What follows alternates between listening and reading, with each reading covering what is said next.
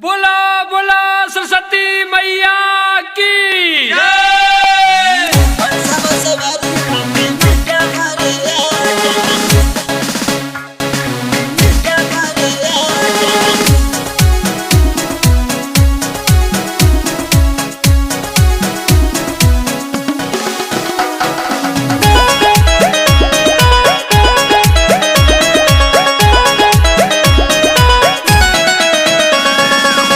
अर्जी करेले माई बेटवा तोहार हो कहिया ले करबू बोल न बेरा पार हो। अर्जी करेले माई बेटवा तोहार हो कहिया ले करबू बोल न बेरा पार हो।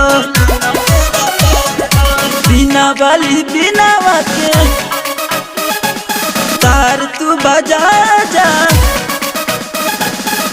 हंसवा सवारी होके बेटा घर आजा। बिना बाली बिना के तार तू बजा जा हंसवा सवारी होके बेटा घर आजा।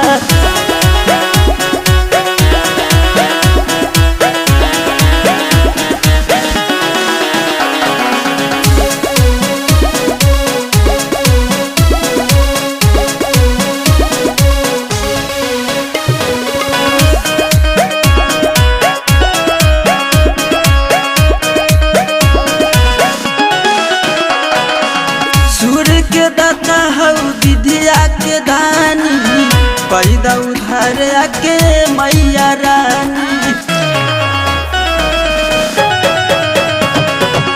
सूर्य के दाता हऊ विद्या के दानी पैदा उधार आके मैया रानी।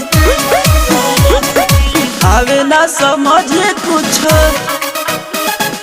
तू ही समझा जा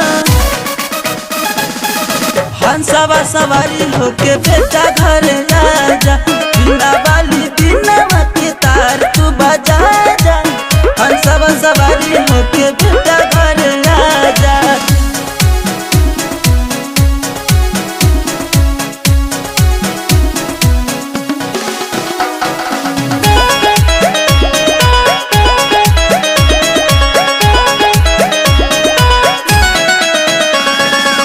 कहे गणेश मिले तोहरा से ज्ञान हो तनिका सा सोहन पद दिमाई ध्यान हो।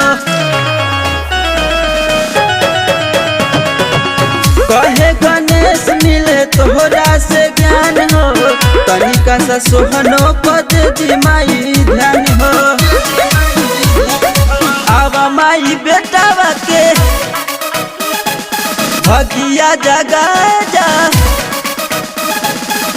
हंसवा सवारी होके बेटा घर आजा। बिना